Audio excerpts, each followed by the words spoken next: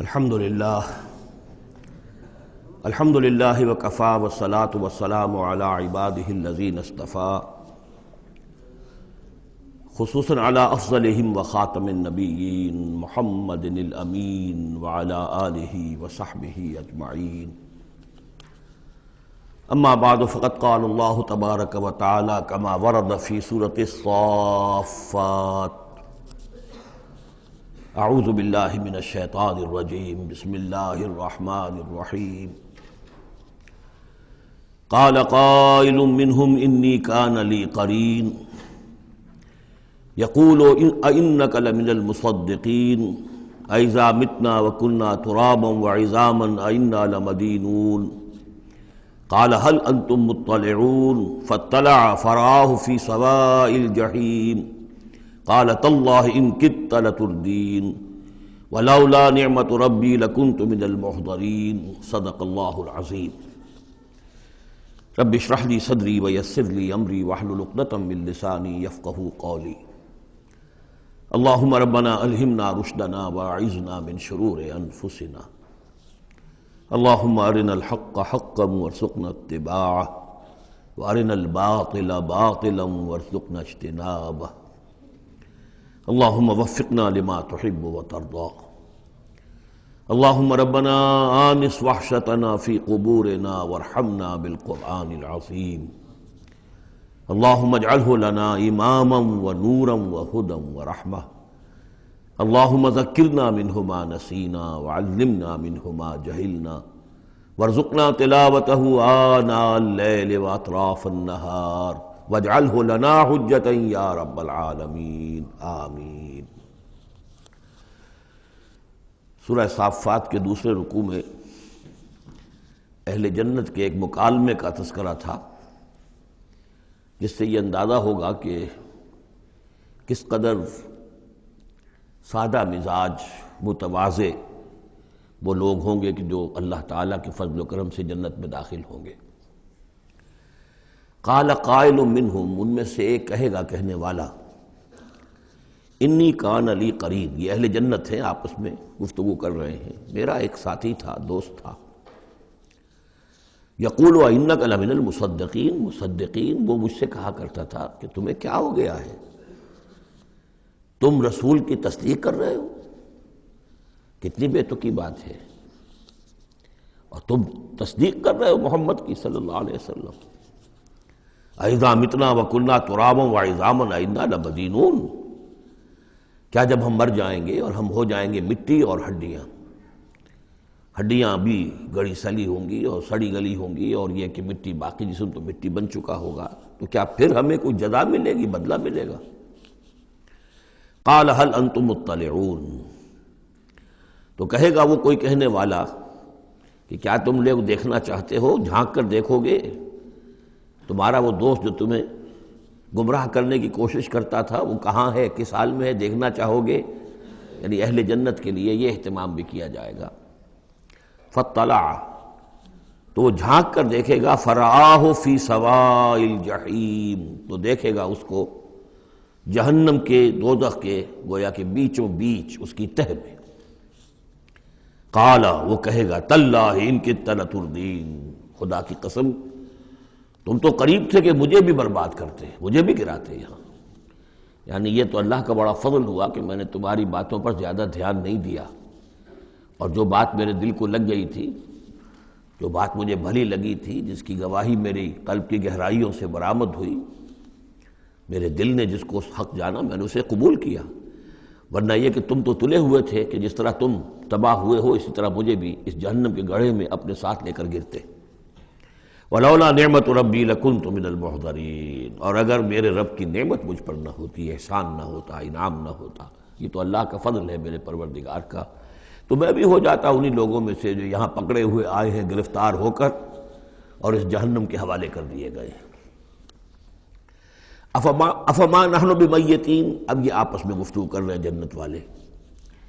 تو کیا اب ہمیں مرنا تو نہیں ہے، کیا اب ہمیں نہیں مرنا ہے، یعنی اب جنت میں آ کر تو ہم یہاں مستقل رہیں گے نا۔ وہ میں کہہ رہا تھا آپ سے کہ کس قدر سادہ مزاج کے لوگ ہوں گے، اور ان کے اندر کوئی تعلی نہیں ہوگی کہ ہم نے تو بڑی محنت سے جنت کمائی ہے، اب تو یہاں ٹھسے سے ہم رہیں گے، اور ہمیشہ ہمیش رہیں گے، ان کے دلوں کی کیفیت اب بھی یہ ہے۔ افما نحن بمیتین الا موتتنا الاولی وما نحن بمعذبین، تو کیا اب ہمیں کوئی موت نہیں آئے گی سوائے اس موت کے کہ جو آ چکی ہے؟ وما نحن بمعذبین، اور اب تو ہم مطمئن ہو جائیں کہ کسی عذاب وغیرہ کا کھٹکا نہیں ہے، کہیں اور کوئی پکڑ، کوئی اور حساب کتاب، کوئی اور چھلنی تو ابھی نہیں لگنی ہے۔ وما نحن بمعذبین، اور ہمیں تو کوئی عذاب نہیں دیا جائے گا۔ ان ھذا لہو الفوز العظیم، یقیناً یہ تو پھر بہت بڑی کامیابی ہے۔ لمثل ھذا فلیعمل العاملون، بس عمل کرنے والوں کو ایسی چیز کے لیے عمل کرنا چاہیے، اس انجام تک پہنچنے کی کوشش کرنی چاہیے۔ یہ ہے وہ انجام کہ جو اہل جنت کا ہوگا، اور اس انجام کو اپنے سامنے رکھ کر ہر محنت کرنے والا، عامل تو سب ہیں، بھاگ دوڑ تو سب کر رہے ہیں، دنیا پیش نظر ہے، دنیا بھی بغیر بھاگ دوڑ کے تو نہیں ملتی، محنت ہوتی ہے، دن رات کی ہوتی ہے، خون پسینہ ایک کر کے دنیا ملتی ہے، لیکن یہ ہے کہ اصل میں یہ خون پسینہ جو ہے انسان کا وہ اتنا قیمتی ہے کہ اس کے عوض تو یہ جنت حاصل کرنی چاہیے، نہ یہ کہ محض دنیا کی چند روزہ زندگی کے عیش و آرام اور صرف اس کی زیبائش و آرائش۔ اذالک خیر نزلا ام شجرۃ الزقوم، بھلا یہ کیفیت بہتر ہوگی، یہ انجام بہتر ہوگا، یا وہ ایک مہمان نوازی کے اعتبار سے نزل پہلی مہمان نوازی، ام شجرۃ الزقوم، یا زقوم کا درخت بہتر ہوگا کہ جو جہنمیوں کو دیا جائے گا، ان کا جو ناشتہ ہوگا وہ زقوم سے ہوگا۔ انا جعلناها فتنۃ للظالمین، ہم نے اس درخت کو ظالموں کے لیے، کافروں کے لیے فتنہ بنا دیا۔ اس کا ذکر آ چکا ہے سورہ بنی اسرائیل میں کہ یہ جو درخت ہے زقوم، قرآن کہتا ہے کہ جنت جہنم میں ہوگا، جہنم تو آگ کی جگہ ہے، تو وہاں درخت کیسے ہو جائے گا؟ کہاں درخت کہاں آگ؟ تو ہم نے اس کو فتنہ بنا دیا ہے۔ وہ لوگ سب ساری چیزیں جو ہے اس دنیا کے قوانین پر قیاس کر رہے ہیں، اس عالم کے قوانین یہ نہیں ہے، اس قوانین اور ہیں۔ یہاں کی آگ تو ایک دفعہ جلا دیتی ہے تو انسان مر جاتا ہے، وہاں کی وہ آگ جلائے گی لیکن مرنے نہیں دے گی۔ یہاں کھال جھلس گئی تو پھر کوئی لمبی چوڑی جو ہے وہ پلاسٹک سرجری کی جائے تو شاید دوبارہ کچھ ہو جائے، ورنہ یہ کہ خود بخود تو نہیں آ جائے گی، لیکن وہاں یہ ہے کہ جیسے ہی کھال جھلس جائے گی اور کھال اللہ تعالیٰ ان کو عطا کر دے گا۔ تو وہاں کے نوامیس، وہاں کے قوانین، وہاں کے جو بھی لاز ہیں وہ مختلف ہیں یہاں کے قوانین سے۔ انا جعلناها فتنۃ للظالمین انہا شجرۃ تخرج فی اصل الجحیم، وہ ایک درخت ہے کہ جو جہنم کے بالکل تہ میں سے ابھرے گا، نکلے گا۔ طلعھا کانہ رؤوس الشیاطین، اور اس کے گابھے ایسے ہوں گے، خوشے ایسے ہوں گے جیسے شیطانوں کے سر ہیں، یعنی کوئی بہت ہی خوفناک قسم کے اور بہت بدنما۔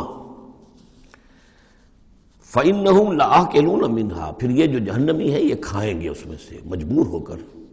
ویسے انسان اس کو دیکھنا تک پسند نہیں کرے گا، اس میں اس قدر کراہت ہوگی، لیکن یہ کہ چونکہ بھوک کی شدت ہوگی تو وہ کھائیں گے، منہ ماریں گے اس میں۔ فَمَالِئُونَ مِنْهَا الْبُطُونَ، اور اس سے اپنے پیٹوں کو بھریں گے۔ ثُمَّ إِنَّ لَهُمْ عَلَيْهَا لَشَوْبًا مِّنْ حَمِيمٍ، پھر جب اندر سے وہ کھولے گا اور پیاس کی طلب ہوگی تو پھر انہیں ایسا پانی دیا جائے گا کھولتا ہوا پینے کے لیے کہ جس میں پیپ کی ملاوٹ ہوگی، پیپ ملایا گیا ہوگا۔ لَشَوْبًا مِّنْ حَمِيمٍ ثُمَّ إِنَّ مَرْجِعَهُمْ لَإِلَى الْجَحِيمِ، پھر یہ تو ابھی ابتدائی ہو گئی نا، جو ان کی مہمان نوازی جو ہے ابتدا میں ہو رہی ہے، اور اس کے بعد پھر ان کو لوٹا دیا جائے گا جہنم میں۔ انہم الفوا آباہم ضالین، یہ وہ لوگ ہیں جنہوں نے اپنے آباء و اجداد کو پایا گمراہ، بھٹکا ہوا، اب انہی کے اوپر انہوں نے انہی کے نقش پا پر چلنا شروع کر دیا۔ فہم علی آثارہم یہرعون، تو انہی کے نقوش پا پر اب یہ دوڑ رہے ہیں، بے اختیار دوڑے چلے جا رہے ہیں، بغیر سوچے سمجھے، جو بھی آباء و اجداد کے طور طریقے ہیں۔ وَلَقَدْ ضَلَّ قَبْلَهُمْ أَكْثَرُ الْأَوَّلِينَ، حالانکہ ان سے پہلے بھی جو پہلے لوگ تھے ان کی اکثریت بھی گمراہ تھی، وہ تو ہم دیکھ چکے ہیں۔ ان تُطِعْ أَكْثَرَ مَنْ فِي الْأَرْضِ يُضِلُّوكَ عَنْ سَبِيلِ اللَّهِ، یہ ہم آیت پڑھ چکے ہیں۔ اگر تم زمین میں بسنے والوں کی اکثریت کی پیروی کرو گے تو وہ تو تمہیں گمراہ کر کے چھوڑے گی۔ پھر یہ آیت بھی سورہ یوسف میں آ چکی ہے، وَمَا يُؤْمِنُ أَكْثَرُهُم بِاللَّهِ إِلَّا وَهُم مُشْرِكُونَ، کہ ان کی اکثریت جو ہے اللہ پر ایمان نہیں رکھتی مگر کسی نہ کسی نوع کے شرک کے ساتھ۔ اور شرک یہی ہوتا ہے کہ ایک بڑے اللہ کو مان کر کسی نہ کسی چھوٹے اللہ کو بھی مانا جائے، اور ہوتا یہ ہے کہ وہ چھوٹا خدا جو ہے وہ اعصاب پر سوار ہو جاتا ہے، اور بڑا تو کہتے ہیں وراء الورا وراء الورا، وہ تو ہے بیٹھا ہوا ہے، اسے اس دنیا کی فکر بھی نہیں ہے، کوئی چنتا بھی نہیں ہے، کوئی تشویش بھی نہیں ہے، وہ اپنے اندر مگن ہے۔ مشائین کا فلسفہ یہ ہے جو ارسطو کے پیروکار ہیں، اور ہمارے ہاں اکثر جو متکلمین ہیں وہ سب مشائین ہیں، ارسطو کے پیروکار ہیں اکثر متکلمین۔ تو متکلمین کے اس مشائین کا، ارسطو کا فلسفہ یہ ہے کہ اللہ تعالیٰ صرف کلیات کا عالم ہے، جزیات کا نہیں ہے۔ زیادہ اسے اس کائنات کی فکر ہی نہیں، اس نے بس پیدا کر دیا ہے، بس اللہ اللہ خیر صلی اللہ، کچھ قوانین بنا دیے، یہ خود بخود چل رہی ہے، اب اسے اس سے کوئی سروکار نہیں ہے۔ جیسے کہ کوئی کھلاڑی جو ہے وہ فٹ بال کو کک مارتا ہے، اب وہ فٹ بال جا رہی ہے، اب کھلاڑی ادھر کھڑا ہے، فٹ بال جا رہی ہے، اب یہ کھلاڑی چاہے کہ روک لے تو وہ فٹ بال کو روک تو نہیں سکتا، یہ تو جا رہی ہے، وہ تو زمین کی فرکشن ہے، کوئی رکاوٹ ہے، یا اس کی اپنا مومنٹم ختم ہوگا تو پھر یہ ہے کہ وہ رکے گی۔ تو یہ تصورات بھی اللہ کے بارے میں دنیا میں رہے ہیں، اور بڑے بڑے حکماء کے رہے ہیں، فلاسفہ کے رہے ہیں۔ انسان نے جب اپنے پیمانے ہیں ان پر اللہ کو ناپنا چاہا اور تولنا چاہا تو پھر اسی قسم کی حماقتوں میں انسان مبتلا ہوا۔ وَلَقَدْ ضَلَّ قَبْلَهُمْ أَكْثَرُ الْأَوَّلِينَ، ان سے پہلے بھی جو پہلے تھے، پہلوں کی اکثریت بھی تو گمراہوں پر مشتمل تھی۔ وَلَقَدْ أَرْسَلْنَا فِيهِمْ مُنذِرِينَ، ہم نے ان میں بھی اپنے خبردار کرنے والے بھیجے تھے۔ فَانظُرْ كَيْفَ كَانَ عَاقِبَةُ الْمُنذَرِينَ، تو دیکھ لو کیسا انجام ہوا ان کا جن کو خبردار کر دیا گیا تھا۔ قوم نوح کا کیا انجام ہوا، قوم ہود کا، قوم صالح کا، قوم شعیب کا، اور سدوم اور عمورہ کے شہروں کا، تو دیکھ لو کیا کیا انجام ہوا۔ الا عباد اللہ المخلصین، البتہ ان میں سے جو اللہ کے خاص بندے تھے اللہ نے ان کو بچایا۔ وَلَقَدْ نَادَانَا نُوحٌ فَلَنِعْمَ الْمُجِيبُونَ، اور ہمیں پکارا تھا نوح نے تو ہم کیا ہی اچھے ہیں جواب دینے والے اور دعا کے قبول کرنے والے۔ رب انی مغلوب فانتصر، حضرت نوح علیہ السلام نے جب فریاد کی پروردگار میں تو اب مجھے تو انہوں نے دبا لیا ہے، میں مغلوب ہو گیا ہوں، تو اب تو ہی بدلہ لے اور تو ہی مدد فرما۔ تو اللہ کی مدد آ گئی، وَنَجَّيْنَاهُ وَأَهْلَهُ مِنَ الْكَرْبِ الْعَظِيمِ، اور ہم نے اسے اور اس کے گھر والوں کو کرب عظیم سے نجات دے دی۔ اب کرب عظیم کو آپ خود سوچئے کہ ایک تو کرب عظیم ان کی مسلسل 950 برس سے ایک شخص دعوت دے رہا ہو اور لوگ استہزاء کر رہے ہیں اور تمسخر کر رہے ہیں۔ یوں سمجھیے کہ مکے میں تو یوں کہا جا سکتا ہے کہ ابھی 10-12 برس ہی ہوئے ہیں مسلمانوں تمہیں یہ جھیلتے ہوئے، ہمارے اس بندے نے 950 برس تک صبر کیا تھا۔ تو اس کا اندازہ کریں کس قدر کرب میں، کس قدر ضیق میں اس کی جان آئی ہوگی۔ جیسے کہ ہم دیکھتے آ رہے ہیں کہ حضور کی جان جس طرح ضیق میں آ گئی تھی کہ ان کے اوپر گویا کہ لوگ اتمام حجت کر رہے ہیں، دکھائیے کوئی معجزہ، آپ رسول ہونے کا دعویٰ کرتے ہیں تو ایسا ہی معجزہ دکھائیے جیسے موسیٰ نے دکھائے، جیسے عیسیٰ نے دکھائے۔ اور ادھر سے اللہ تعالیٰ کا فیصلہ یہ ہے کہ کوئی ایسا حصی معجزہ ہم نہیں دکھائیں گے۔ تو چکی کے 2 پارٹوں کے درمیان محمد الرسول اللہ صلی اللہ علیہ وسلم آئے ہوئے۔ یہ تو سورہ انعام جو اس کا کلائمیکس ہے اس موضوع کا، اس عنوان کا، وہ پڑھ چکے ہیں۔ کرب عظیم پھر وہ بھی ہے کہ جب وہ بارش آئی ہے اور طوفان آیا ہے تو اب اس وقت بھی تو جو ہلچل مچی ہوگی اس کا آپ اندازہ کیجئے، کیا بھاگ دوڑ ہوئی ہوگی، کہاں کہاں لوگوں نے جان بچانے کی کوشش کی ہوگی۔ یوں ہی تو نہیں ہو گیا کہ بس آنے واحد کے اندر وہ سب کے سب غرق ہو گئے۔ تو کرب عظیم جو اس وقت ہوا ہے، یوں سمجھیے کہ ایک قیامت صغریٰ ہو گئی ہوگی۔ یا ایھا الناس اتقوا ربکم ان زلزلۃ الساعۃ شیء عظیم، تو اس کا کچھ نہ کچھ عکس تو اس وقت ہوا ہوگا نا۔ تو اس کرب عظیم سے ہم نے ان کو بچا لیا۔ وجعلنا ذریتہ ھم الباقین، یہ آیت بہت اہم ہے حکمت قرآنی اور فلسفہ قرآنی کے اعتبار سے۔ اور ہم نے بنا دیا اسی کی اولاد کو باقی رہنے والا۔ اس سے یہ ثابت ہوتا ہے، یہ ایک اسلوب حصر ہے کہ حضرت نوح کے بعد پھر کسی اور شخص کی نسل دنیا میں چلی نہیں۔ یعنی یہ کہ ان کے ساتھ 72 تھے، 80 تھے، کتنے نہیں تھے۔ ایک جگہ قرآن میں یہ بھی آیا ما آمن معہ الا قلیل، سوائے چند لوگوں کو ایمان نہیں لایا۔ اور گمان یہی ہے کہ یا تو حضرت نوح علیہ السلام اور ان کے 3 بیٹے اور ان کے اہل خانہ، اور ممکن ہے کہ ایک بیوی تو پیچھے رہ گئی، غرق ہونے والی تھی، لیکن کوئی اور بیوی ان کی ہو کہ ان کے ساتھ ہو، اور باقی یہ کہ ممکن ہے ان کے جو کچھ ملازم ہوں گے، خادم ہوں گے بس، اور میرا یہ خیال ہے کہ ان پر کوئی ایمان نہیں لایا۔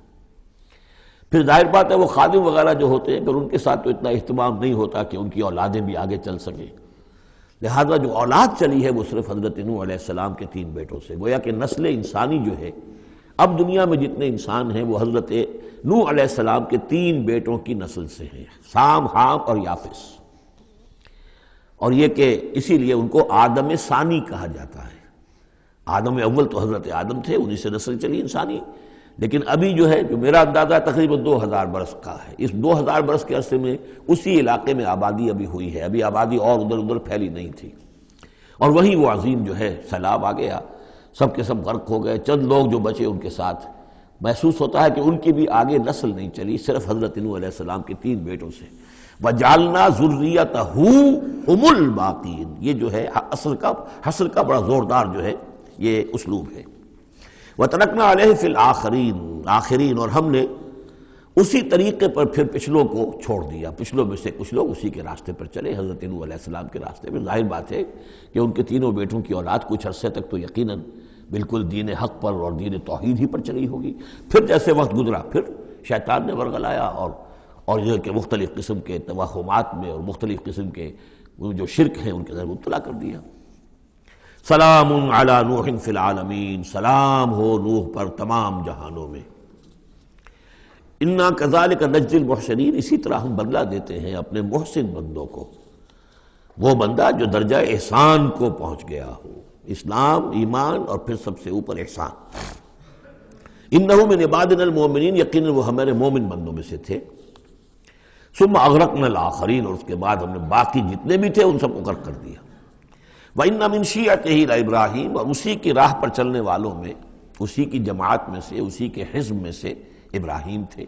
یعنی یہ کہ جو نسل چلی ہے آگے تو حضرت ابراہیم بھی جو اٹھے ان کی حضرت سام کی اولاد میں سے، حضرت سام کی اولاد میں قوم عاد بھی ہے، اسی میں پھر قوم سمود بھی ہے، اور بھی اقوام ہیں سیمیٹک ریسز جتنی بھی ہیں، لیکن یہ کہ شہر ار میں جو موجودہ جو عراق ہے اس کے بہت جنوبی علاقے کے اندر یہ شہر تھا جس کے اب کھنڈرات برآمد ہوئے ہیں، وہاں حضرت نوح علیہ السلام، حضرت ابراہیم علیہ السلام کی پیدائش ہوئی، اور وہ حضرت نوح ہی کے طریقے پر توحید پر چل رہے ہیں۔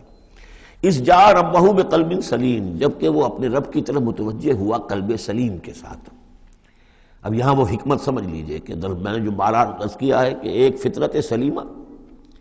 اور ایک عقل سلیم، یہ دو چیزیں ہیں، اور فطرت کا تعلق چونکہ روح سے ہے اور روح کا مسکن قلب ہے، تو آپ اسے فطرت سلیمہ کہیں یا اسے قلب سلیم کہیں، وہ ایک ہی بات ہے۔ قلب سلیم اپنی اصل حقیقت پر، اصل جو حیات اس کی ہے اس پر باقی ہو، پرورٹڈ نہ ہوئی ہو اس کی فطرت، اس پر پردے نہ پڑ گئے ہوں، اس کے خد و خال جو ہیں وہ اپنی اصل سلامتی کے ساتھ باقی ہوں، اور پھر اس کو کہتے ہیں صوفیہ سیر الی اللہ، اس جا ربہ بقلب سلیم، جو قلب سلیم ہے وہ اللہ کی طرف آگے بڑھتا ہے، اور عقل سلیم کی روشنی میں وہ پھر پہنچتا ہے توحید تک، اور توحید کے بعد معاد تک، جیسا کہ میں نے کئی مرتبہ عرض کیا کہ سورہ فاتحہ در حقیقت اسی مقام پر کھڑی ہے کہ ایک انسان کے جو قلب سلیم اور عقل سلیم کی رہنمائی میں توحید اور معاد تک پہنچ گیا ہے، اور اب وہ یہ بھی جان گیا ہے کہ اصل طریقہ زندگی گزارنے کا یہی ہے کہ اللہ کی بندگی کی جائے، اس ایک خدا کی بندگی کی جائے۔ اب وہ سوال کرتا ہے میں بندگی کیسے کروں؟ جیسے میں نے آپ کو بتایا مکے میں ایسے لوگ موجود تھے، حضرت سعید ابن زید جو ہیں کہ جو بہنوئی تھے حضرت عمر بن الخطاب کے رضی اللہ تعالیٰ عنہ کے جو والد تھے زید، وہ موحد تھے، اور کعبے کے پردے پکڑ پکڑ کر دعا کیا کرتے تھے کہ اللہ میں صرف تجھے پوجنا چاہتا ہوں، تیری بندگی کرنا چاہتا ہوں، لیکن نہیں جانتا کیسے کروں۔ ظاہر بات ہے، اس لیے اہدنا الصراط المستقیم، یہ ہے اصل میں سورہ فاتحہ کا جو نظم ہے کہ وہاں تک تو پہنچ گئے، الحمدللہ رب العالمین الرحمن الرحیم مالک یوم الدین ایاک نعبد، یہاں تک تو انسان پہنچ گیا، لیکن اب بندگی کیسے کریں؟ ایاک نستعین اہدنا الصراط المستقیم، اس بندگی کے لیے تیری مدد چاہیے، توفیق بھی تیری ہو اور ہدایت بھی تیری جانب سے ہو، دو چیزیں ہمیں ملیں گی تو ہم تیری بندگی کا حق ادا کر سکیں گے۔ اذ جاء ربہ بقلب سلیم اذ قال لأبیہ وقومہ ماذا تعبدون، یاد کرو جب کہ انہوں نے کہا اپنی قوم سے اور اپنے والد سے یہ کن چیزوں کو آپ پوجتے ہیں؟ ائفکا آلہۃ دون اللہ تریدون، کیا اللہ کے سوا؟ یہ آپ کے من گھڑت قسم کے افک ہے، یہ تو گھڑی ہوئی چیزیں ہیں جن کو کہ اللہ کے خلاف، اللہ کے سوا آپ نے گھڑ لیا ہے، آپ ان کو چاہتے ہیں، وہ محبوب اور مطلوب ہو گئے، تریدون۔ اب دیکھیے یہ وہی ہے ضعف الطالب مطلوب، تم کس کا تم طالب ہو، کس مطلوب کون سا ہے تمہارا؟ یہ تمہارے مطلوب ہے۔ ائفکا آلہۃ دون اللہ تریدون فما ظنکم برب العالمین، تو تمہارا کیا گمان ہے اس ہستی کے بارے میں جو تمام جہانوں کی مالک ہے اور پروردگار ہے۔ فنظر نظرۃ فی النجوم، پھر انہوں نے ذرا ایک نگاہ ڈالی ستاروں میں، گویا کہ یہ تاثر دیا کہ یہ ستارہ شناسی کے ذریعے سے کچھ معلوم کرنا چاہ رہے ہیں، اور پھر کہا فقال انی سقیم، میں تو بیمار ہوں یا بیمار ہونے والا ہوں، میری طبیعت کچھ ٹھیک نہیں ہے، یا یہ کہ مجھے اندیشہ ہے کہ مجھے کوئی بیماری آنے والی ہے۔ اصل میں وہی جیسا کہ میں پہلے عرض کر چکا ہوں، یہ مضمون آ چکا ہے 2 مرتبہ پہلے قرآن میں،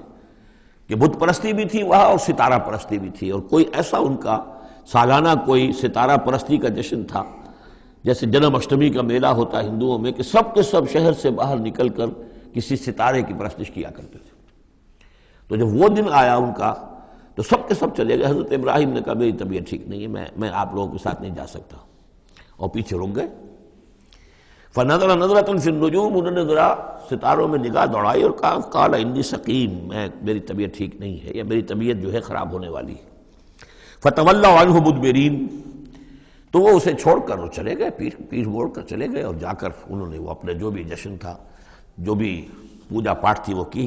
فراغ الی آلہتہم، جا گھسا وہ ان کے معبودوں میں۔ فقال الا تاکلون،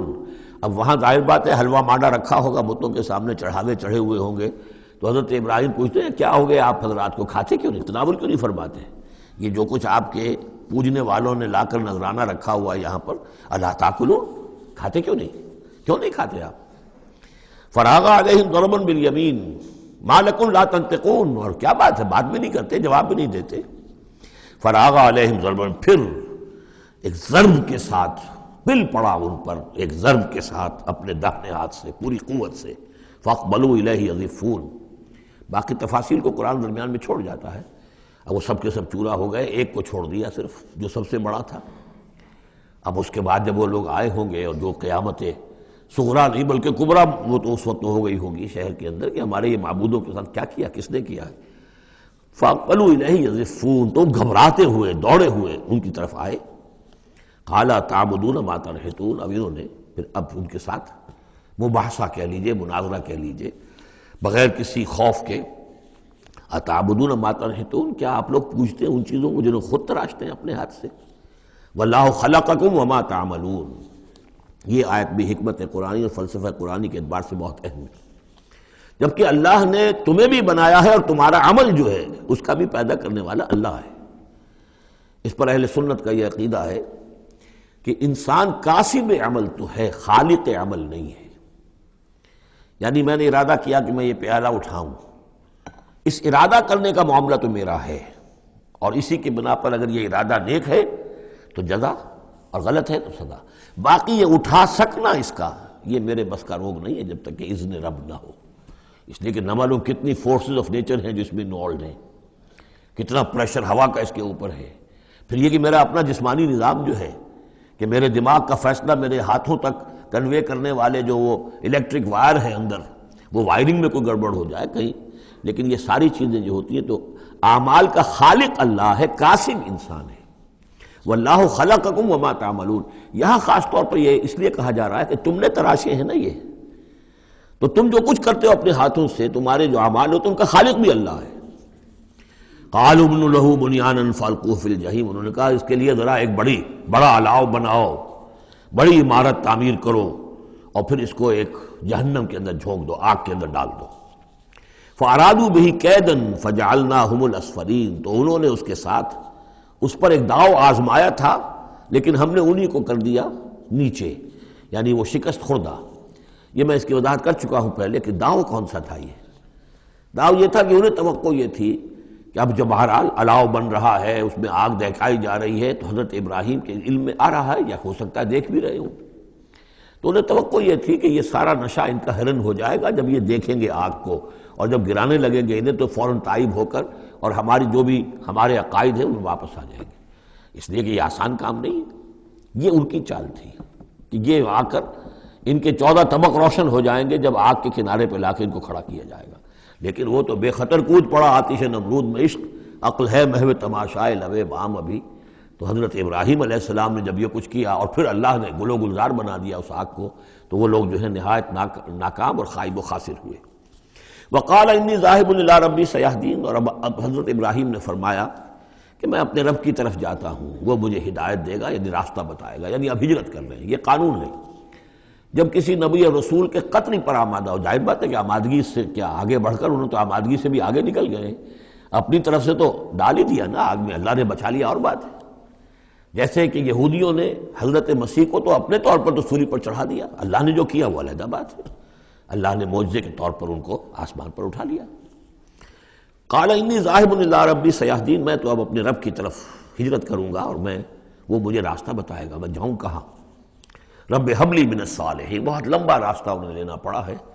اس لیے کہ یہ عراق اور شام اور فلسطین کے درمیان بہت بڑا صحرا ہے درمیان میں، یہ زیادہ تر جو شرق اردن کا پورا علاقہ بہت زبردست صحرا ہے یہ، تو ادھر سے کوئی جا ہی نہیں سکتا تھا، وہ تو وہی جو دریا کے ساتھ ساتھ جو ہے فرات کے ساتھ ساتھ ہوتے ہوئے اوپر گئے ہیں، ہاران کا علاقہ ہوتا تھا، شمالی شام کا علاقہ، پھر وہاں سے پھر نیچے اترے ہیں اور فلسطین کے علاقے میں پہنچے، بہت لمبا سفر کرنا پڑا۔ وقال انی ذاہب الی ربی سیہدین رب ھب لی من الصالحین، اور اب دل سے ایک دعا نکلی، پروردگار مجھے عطا فرما کوئی نیک بیٹا، صالح بیٹا، ھب لی، مجھے دے، بخش دے۔ فبشرناہ بغلام حلیم، تو ہم نے اسے ایک ایسے بیٹے کی بشارت دی جو حلیم ہے۔ اس لفظ حلیم کے بارے میں ایک بات بہت نوٹ کر لیجئے، یہ قرآن مجید میں صرف اللہ کے لیے آیا ہے یا صرف دو اشخاص کے لیے، حضرت ابراہیم کے لیے اور حضرت اسماعیل کے لیے، تیسری کسی جگہ پر کسی شخصیت کے لیے حلیم کا لفظ نہیں آیا۔ کل 3 مرتبہ آیا ہے غیر اللہ کہہ لیجیے، یعنی باقی تو اللہ کے لیے حلیم تو وہ تو ہے ہی ہے، بار بار آ رہا ہے، بار بار آ رہا ہے، لیکن اللہ کی یہ شان وہ ہے کہ جو گویا کہ زیادہ عام نہیں ہے لوگوں کے اندر، ورنہ یہ کہ کچھ نہ کچھ عکس ہر چیز کا اللہ کی صفات کا لوگوں میں ہے، لیکن حلم جس کو کہتے ہیں، حضرت ابراہیم کے لیے 2 مرتبہ اور حضرت اسماعیل کے لیے غلام حلیم۔ اس کے مقابلے میں حضرت اسحاق کے لیے لفظ آتا ہے غلام علیم، علیم اور حلیم، اس کو اچھی طرح نوٹ کر لیجیے، ایک میں علم زیادہ اور انہی سے پھر آگے جو ہے نبوت کا سلسلہ چلا ہے، اور ایک میں حلم زیادہ، وہ حضرت اسماعیل ہے۔ فلما بلغ معه السعی قال یا بنی انی اری فی المنام انی اذبحک فانظر ماذا تری، تو پھر جب وہ پہنچے اس عمر کو کہ ان کے ساتھ بھاگ دوڑ کر سکیں، ان کے کام میں ہاتھ بٹا سکیں، قال یا بنی، انہوں نے کہا ہے میرے بیٹے میں تو دیکھ رہا ہوں، انی ارا فعل مضارع ہے کہ 3 دن ہو گئے مجھے دیکھتے ہوئے، خواب دیکھ رہا ہوں، ایک ہی خواب، میں نیند میں دیکھ رہا ہوں، انی اذبحک کہ میں تمہیں ذبح کر رہا ہوں، فانظر ماذا تری، تو تم دیکھو تمہاری رائے کیا ہے، تمہارا کیا خیال ہے۔ قال یا ابت افعل ما تؤمر، یہ ہے ان کا حلم، انہوں نے کہا فوراً ابا جان کر گزریے جس چیز کا آپ کو حکم ہو رہا ہے، انہیں معلوم ہے کہ میرے والد نبی ہیں اور میرے والد کا خواب وہی ہے، وہ کوئی ایسا خیال نہیں ہے کہ جو من گھڑت خیال ہو یا کسی شیطان کی طرف سے کوئی ان کو جو ہے اس طرح کی چیز جو ہے وہ دکھائی جا رہی ہو۔ تو انہوں نے کچھ نہیں کہا، ابا جان پتہ نہیں سوچئے تو صحیح ہے، خواب باقی خواب صحیح ہے، سچا ہے، کیا ہے، نہیں کچھ نہیں۔ یا ابت افعل ما تؤمر ستجدنی انشاءاللہ من الصابرین قریب، انشاءاللہ آپ مجھے پائیں گے صبر کرنے والوں میں۔ یہی میں سمجھتا ہوں کہ ان کا وہ رویہ ہے کہ جس کی وجہ سے یہ حلیم کا خطاب اللہ تعالیٰ کی طرف سے انہیں ملا ہے۔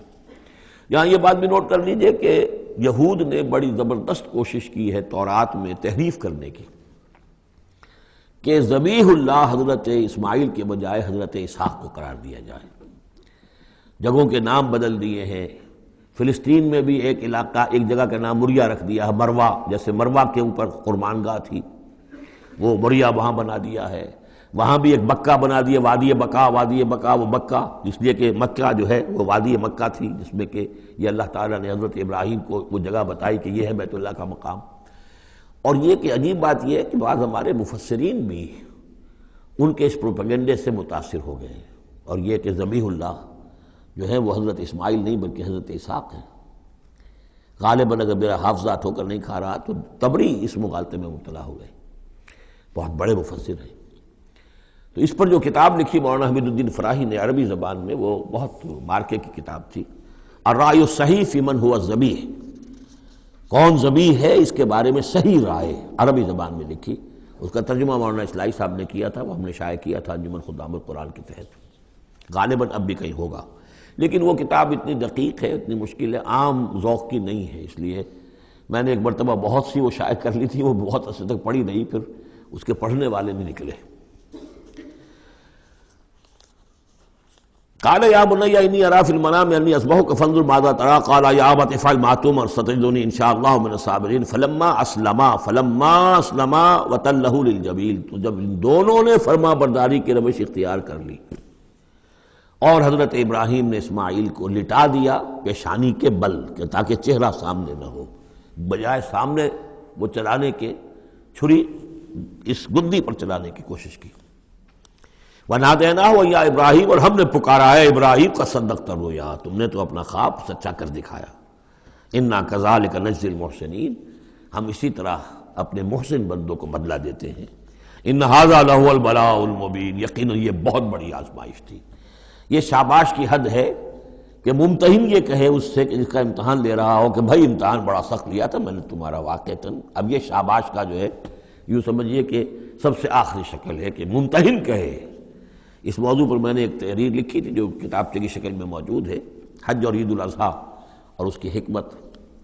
اس میں نے یہ چیزیں بیان کی ہیں۔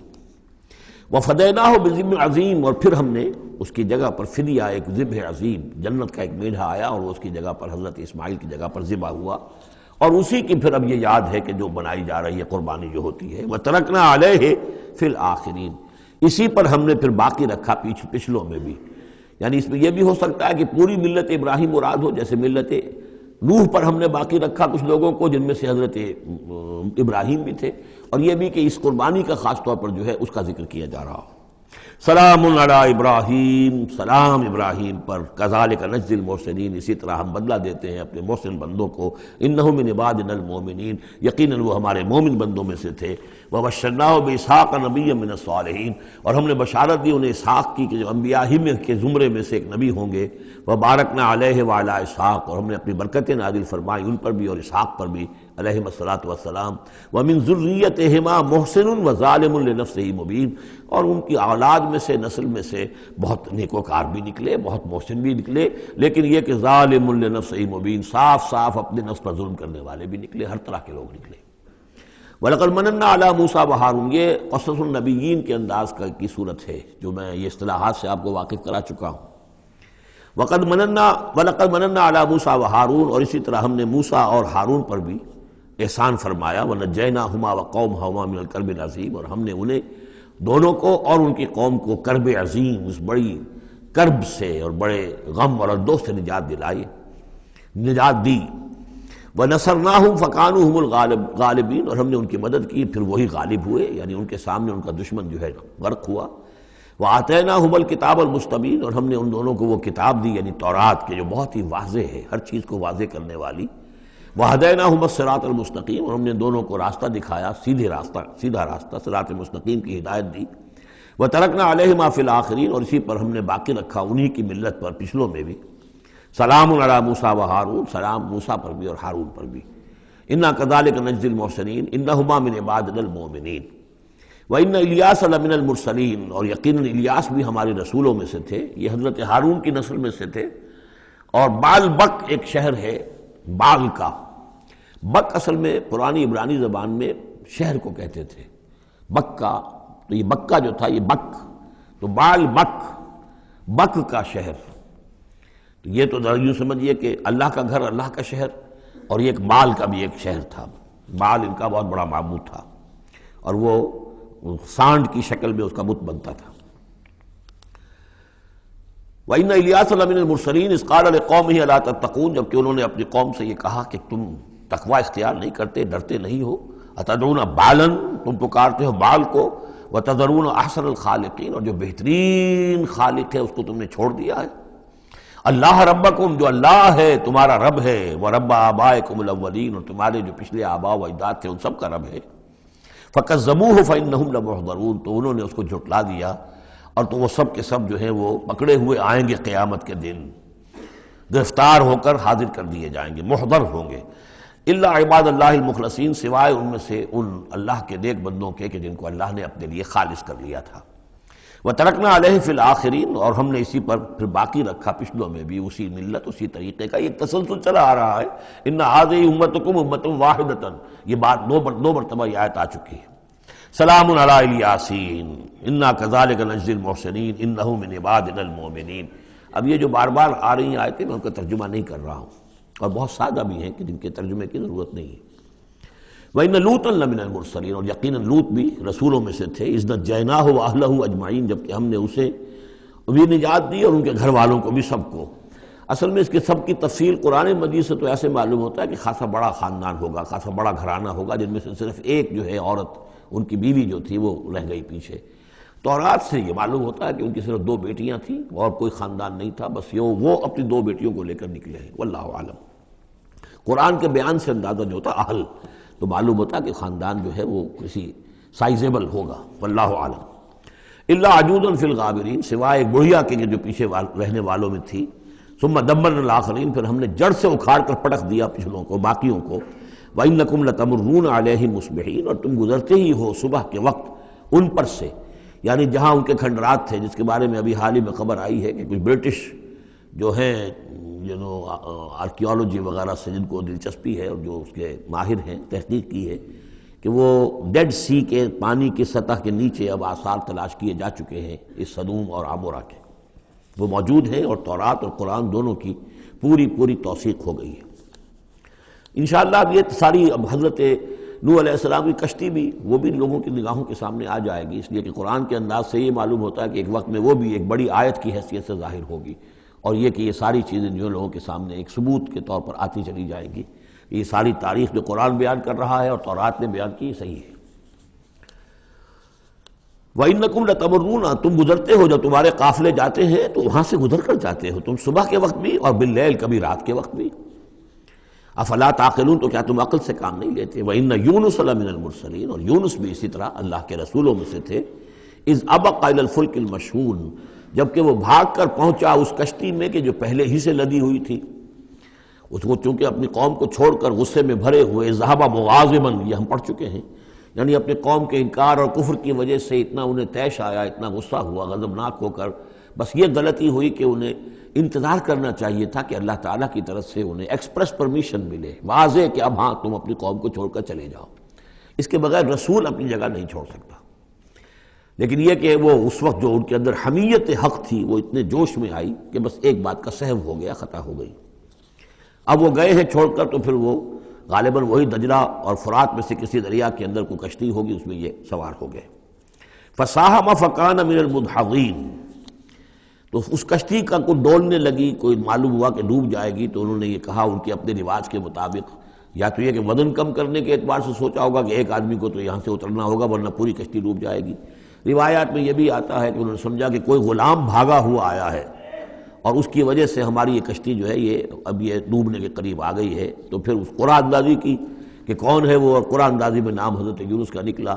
تو انہوں نے اٹھا کے انہیں اور وہ دریا میں پھینک دیا۔ فساہما، انہوں نے قرآ ڈالا، فکان من المدحضین، تو وہی ہوا جسے دھکیل دیا گیا دریا کے اندر۔ فالتقمہ الحوت، تو اسے نگل لیا مچھلی نے، کوئی ویل ہوگی بڑی مچھلی، اور آج کل تو آپ کو معلوم ہے جس سائز کی ہوتی ہیں۔ وہو ملیم، اور وہ ملامت اللہ کی طرف سے۔ اب ظاہر بات ہے کہ جو بھی خطا ہو جاتی ہے اور جتنی بڑی شخصیت ہوتی ہے اس کے بارے میں ان کی چھوٹی سی خطا کے اوپر بھی اللہ کا جو اظہار ہوتا ہے ناراضگی کا، وہ بہت سخت ہوتا ہے۔ جن کے رتبے ہے سوا، ان کی سوا مشکل ہے ان کے مقامات کے اعتبار سے۔ فلولا انہ کان من المسبحین، تو اگر نہ ہوتے وہ تسبیح کرنے والوں میں سے، لا الہ الا انت سبحانک انی کنت من الظالمین، وہ ہم پڑھ چکے ہیں آیت کریمہ۔ اس کا انہوں نے اس کشتی، اس مچھلی کا معاملہ اللہ نے ایسا خاص بھی رکھا ہوگا کہ کوئی اور ان کو جو ہے وہ ابھی ان کی موت وہاں واقع نہیں ہوئی، اس کے اندر گھٹن کی وجہ سے، اللہ کے اختیار میں سب کچھ ہے، اور وہ وہاں زندہ بھی رہے اور تسبیح کرتے رہے۔ فلبث فی بطنہ الی یوم یبعثون، للبث، تو وہ رہتا، اگر وہ نہ ہوتا مسبحین میں سے، تسبیح نہ کرتا، یہ آیہ کریمہ کا ورد وہاں نہ انہوں نے کیا ہوتا، تو یہ کہ وہ پھر رہتا اسی کشتی، اسی مچھلی کے پیٹ میں، یوم یبعثون، قیامت تک، وہیں سے ان کا بعث بعد الموت ہوتا۔ فنبذناہ بالعراء، لیکن یہ کہ انہوں نے چونکہ اللہ سے اپنی معافی چاہی اور استغفار کیا، لا الہ الا انت سبحانک انی کنت من الظالمین، تو اللہ تعالیٰ نے ان کو اس مچھلی کو حکم دیا، اور مچھلی نے اسے بالعراء، ایک چٹیل میدان میں کہیں اگل دیا، اور جا کر وہ ایک ساحل کے پر کسی پر چٹیل میدان کے اوپر وہ ڈال دیے گئے۔ وہو سقیم، حالت ان کی خستہ تھی، مچھلی کے پیٹ میں رہے ہیں تو کوئی ڈائجسٹو جوسز وغیرہ نے آخر کھال وال کو جو کچھ کیا ہوگا، بہت خستہ حالت کے اندر وہ مچھلی نے اگل دیا، اب وہ چٹیل میدان پر پڑے ہیں۔ اب یہ جو ہے فَأَنبَتْنَا عَلَيْهِ شَجَرَةً مِّن یقطین، تو ہم نے اس پر ایک یقطین کا درخت اگا دیا۔ اس کی مجھے اس سے پہلے کئی تفاسیر میں تو نہیں ملی ہے بات، لیکن ہمارے ہاں ایک صاحب یہی کراچی میں، ان کا انتقال ہوا چند سال پہلے، احمد الدین مارہروی، یہ محکمہ تعلیم سے متعلق تھے، اللہ تعالیٰ ان پر اپنی رحمت نازل فرمائے، بہت نیک آدمی تھے، میثاق کے بڑے پرانے خریداروں میں سے تھے۔ تو وہ محکمہ تعلیم میں کبھی رہے ہیں مکران کے علاقے میں، تو ان کا وہاں ایک وہ بیل ہوتی ہے، اگین کہتے ہیں، اگین، یہ یعنی بلوچوں کے ہاں اور مکرانیوں کے ہاں اس کا نام اگین ہے، اور وہ بیل ایسی ہے کہ جس کے پتے بڑے بڑے ہوتے ہیں اور وہ زمین میں پھیلتی جاتی ہے، اور اس کی اندر کچھ ایسا انسیکٹیسائیڈ ہے، کوئی ایسی چیز ہے، ریپیلنٹ ہے، کہ کوئی جو ہے حشرات الارض اس کے قریب نہیں آتے۔ تو اللہ تعالیٰ نے وہ اگین کا درخت جو ہے، یقطین جو ہے، اب وہ قاف گاف بنتا ہے، وہ تو آپ کو معلوم ہے پورے سعودی عرب میں بھی قاف جو ہے قم کو وہ گم ہی کہتے ہیں، تو یقطین سے یقین، یقین سے اگین وہ بن گیا ہوگا، تو وہ اب بھی موجود ہے، وہ پودا وہ ایک بیل کی طرح پھیلتا ہے، اور اس کا جو ایک جو ہے جیسے ہمارے یہاں گھیا ہوتا ہے، گول گھیا، اس قسم کا اس کا پھل ہوتا ہے، بہت میٹھا، وہ اس میں لگتا ہے۔ تو اللہ تعالیٰ نے ان کے لیے گویا کہ انتظام کر دیا کہ یہ یہاں پڑے ہیں تو ان کے زخم وغیرہ ٹھیک ہوں، کھال صحیح ہو، لہذا ان کے اوپر کوئی جو ہے حشرات الارض ان کے اوپر حملہ آور نہ ہو جائیں، کوئی بیکٹیریا نہ آ جائیں، تو وہ چیز ریپیلنٹ جو ہے وہ اس کے اندر موجود تھی اگین کے اندر۔ وَأَنبَتْنَا عَلَيْهِ شَجَرَةً مِّن یقطین، ہم نے یقطین کی ایک بیل اس کے اوپر اگا دی۔ اب اس کا سایہ بھی ہو گیا، دھوپ سے بھی بچت ہو گئی، اور وہاں پڑے پڑے ہی وہ جو پھل جو ہوگا اس کا، کہ جو اس کے اندر مٹھاس بھی تھی اور غذا بھی دے رہی ہے، تو وہاں سے ان کو وہ پھل بھی اللہ نے دے دیا۔ وَأَرْسَلْنَاهُ إِلَىٰ مِائَةِ أَلْفٍ أَوْ يَزِيدُونَ، پھر ہم نے انہیں ٹھیک کر کے یعنی صحت یاب کر کے پھر ہم نے انہیں بھیج دیا 1,00,000 انسانوں کی طرف۔ آیا یہ اپنی ہی قوم کی طرف واپس آئے ہیں یا کسی اور قوم کی طرف بھیجے گئے، یہ یقین کے ساتھ معلوم نہیں ہے، لیکن یہ کہ پھر انہیں، اور غالباً یہی ہے اغلب کہ اپنی ہی قوم کے پاس واپس آ گئے، جن کا کہ عذاب ٹل گیا تھا، حالانکہ عذاب کے آثار شروع ہو چکے تھے، لیکن سورہ یونس میں ہم پڑھ چکے ہیں، ایک ہی یہ واقعہ ہوا ہے تاریخ میں کہ عذاب کے آثار شروع ہونے کے بعد کوئی قوم توبہ کرے اور اس کی توبہ قبول ہو جائے، اور یہ کہ عذاب الہی ٹل جائے۔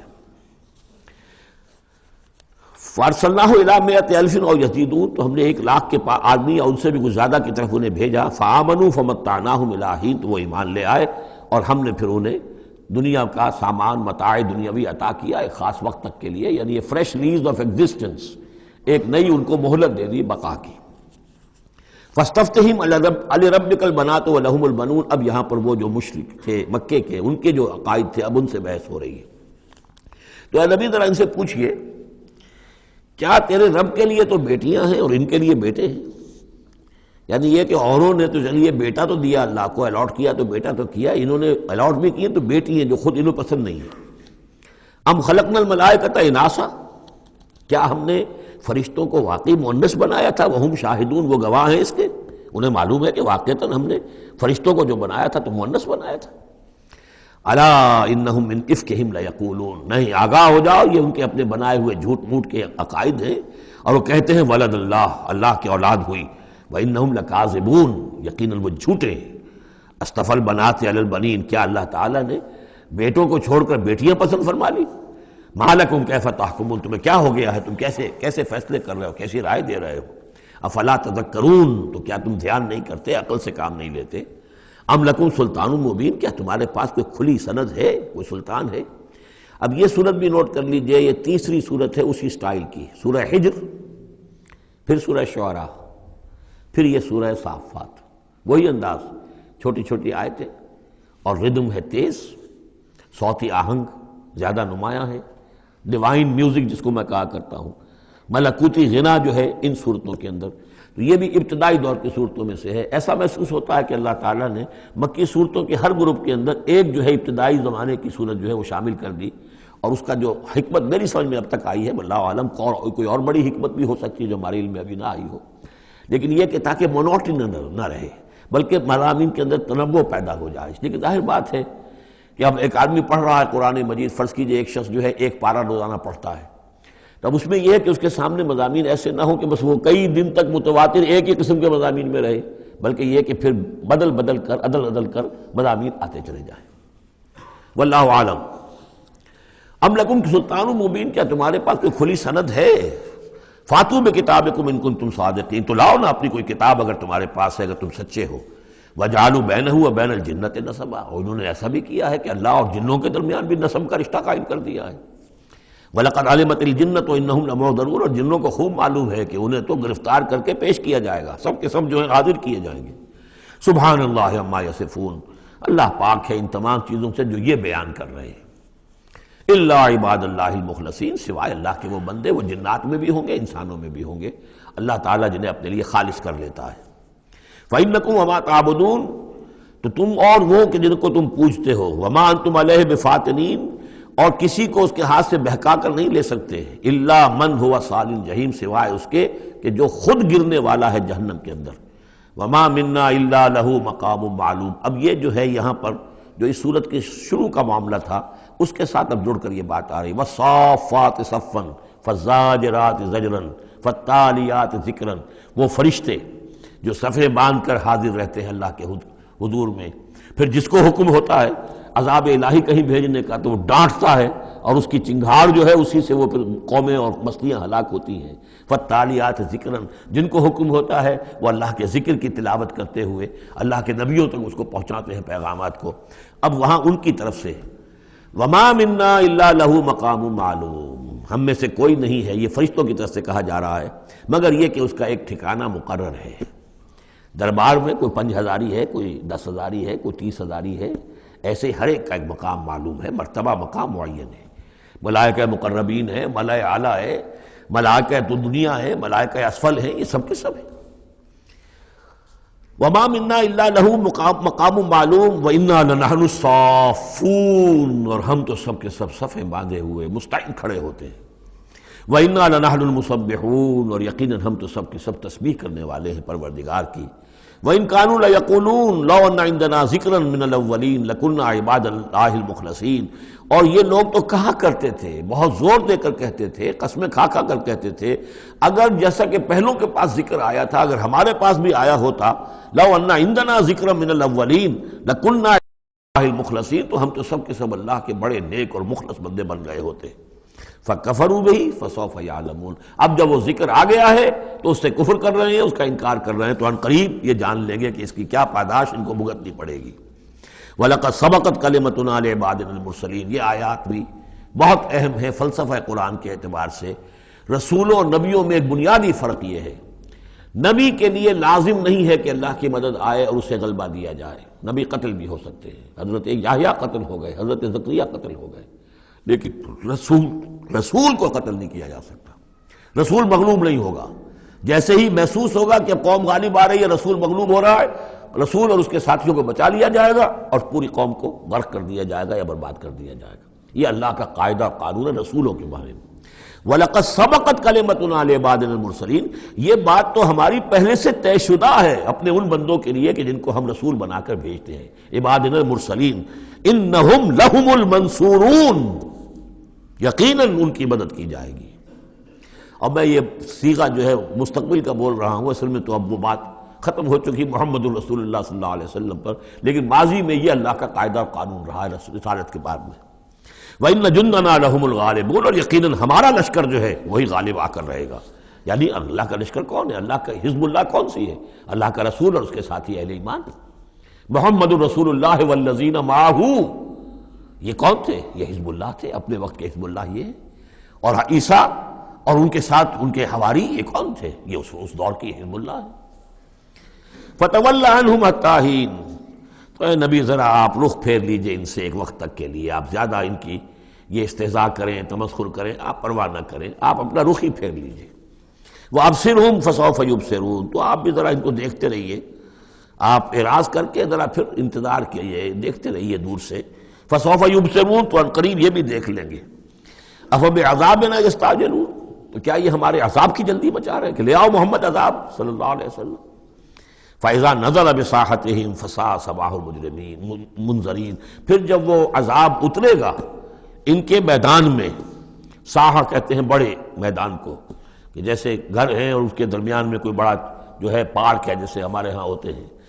فَإِذَا نَزَلَ بِسَاحَتِهِمْ، جب ان کے اس بڑے میدان میں وہ اترے گا وہ عذاب، فسا صباح المنذرین، تو وہ بہت بری صبح ہوگی ان کے لیے جن کو خبردار کر دیا گیا تھا۔ وَتَوَلَّ عَنْهُمْ حَتَّىٰ حِينٍ، پھر دوبارہ اے نبی ابھی ذرا آپ ان کی طرف سے آپ رخ پھیر لیجئے، ان کے انکار سے زیادہ دلگیر بھی نہ ہو،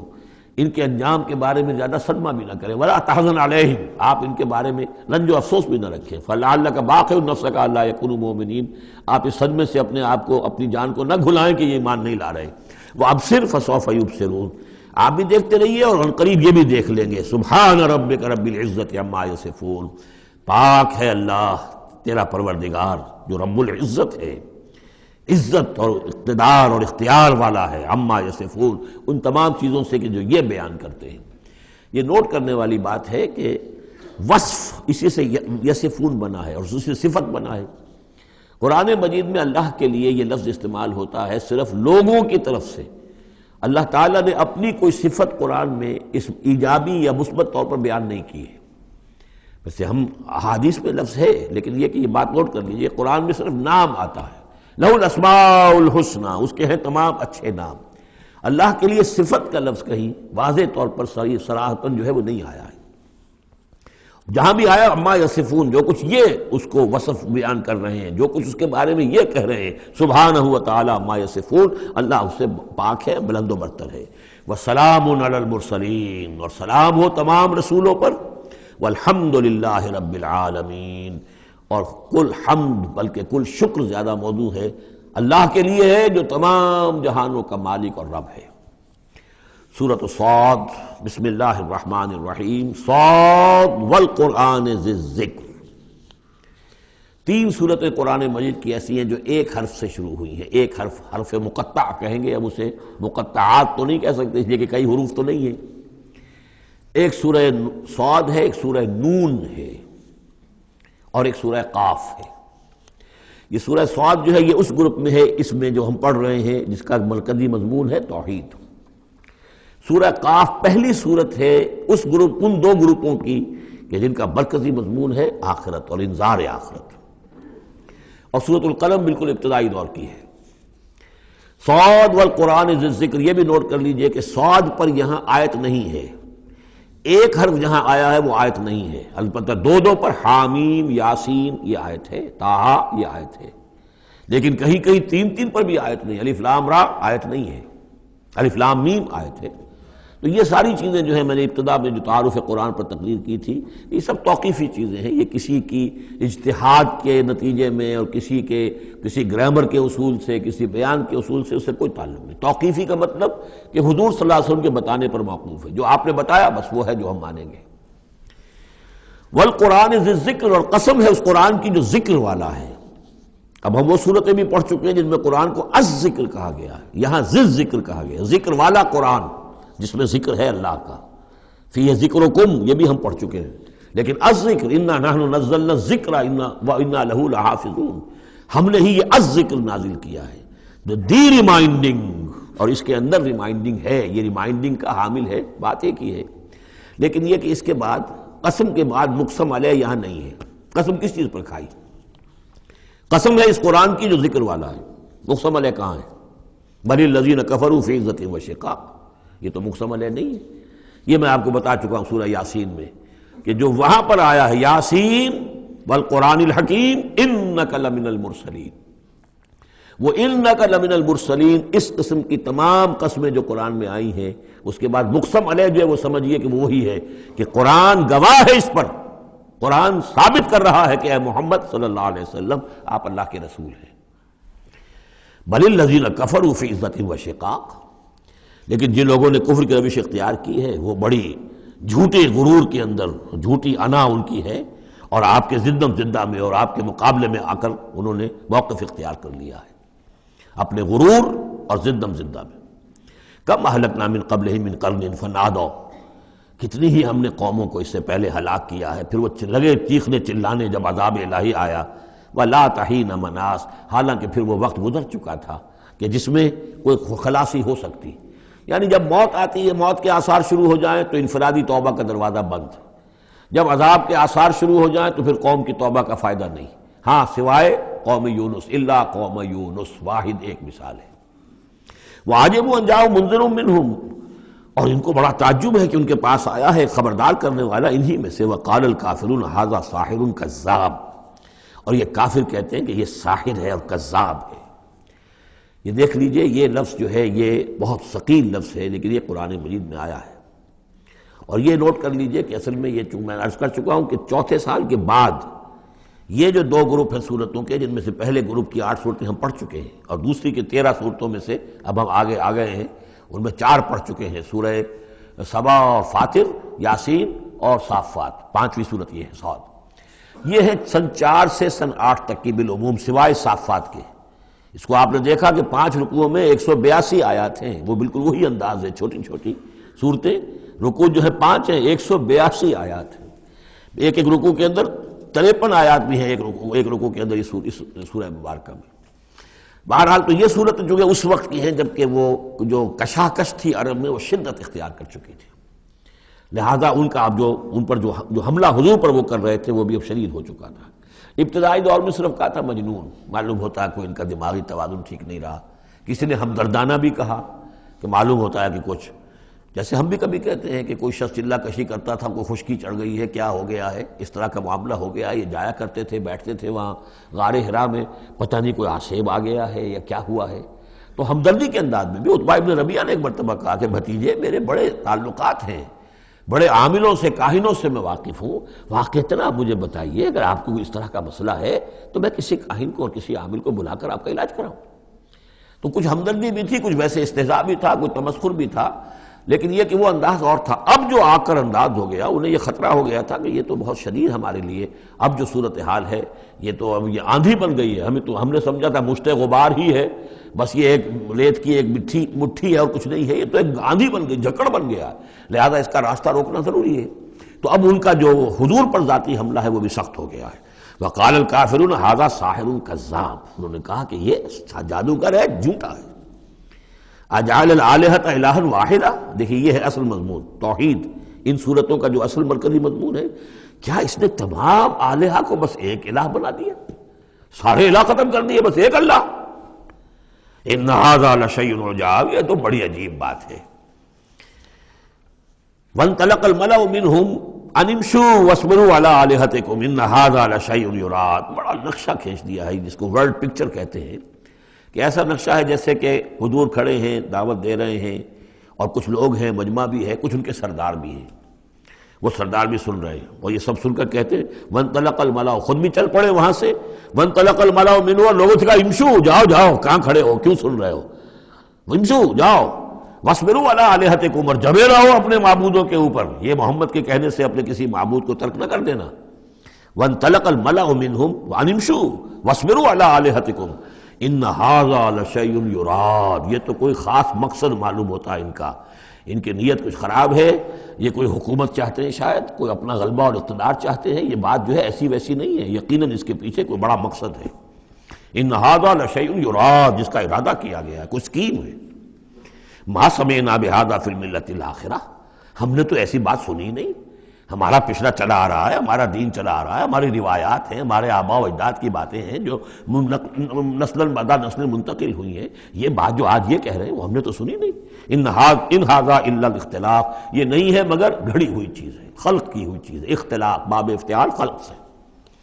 انزل علیہ ذکر من بیننا، کیا انہی پر یہ ذکر نازل ہونا تھا ہمارے مابین سے؟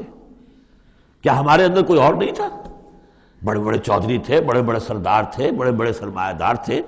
انزل علیہ ذکر من بیننا بل ہم فی شک من ذکری، اصل بات یہ ہے کہ یہ میرے ذکر کے معاملے میں شک میں پڑ گئے ہیں۔ بل لما یذوقوا عذاب، بس اب تو جب ابھی انہوں نے چونکہ چکھی نہیں ہے میری کوئی مار، اس لیے انہیں شک ہے۔ ام عندہ خزائن رحمت ربک العزیز الوہاب، کیا ان کے اختیار میں ہے تیرے رب کے خزانے؟ اللہ جو العزیز ہے، وہاب ہے، دینے والا ہے، کیا ان کا اختیار تھا کہ وہ ان سے پوچھ کر دیتا کہ رسالت کس کو دوں، نبی کس کو بناؤں؟ کیا ان کے پاس اس کا اختیار ہے؟ ام عندہم خزائن رحمت ربک العزیز الوہاب ام لہم ملک السماوات والارض وما بینہما فلیرتقوا فی الاسباب، تو کیا ان کے پاس ہے بادشاہی آسمانوں اور زمین کی، اور جو ان کے دونوں کے مابین ہے ان سب کی، فلیرتقوا فی الاسباب، تو چاہیے کہ رسیاں تان کر آسمان پر چڑھیں۔ جند ما ہنالک محذوب من الاحزاب، تو جیسے پہلی بہت سی قومیں ہلاک ہوئی ہیں، ایک یہ قوم بھی معلوم ہوتا ہے کہ اب اپنی ہلاکت کو دعوت دینے پر تل گئی ہے۔ بارک اللہ لی ولکم فی القرآن العظیم ونفعنی وإیاکم بالآیات والذکر الحکیم۔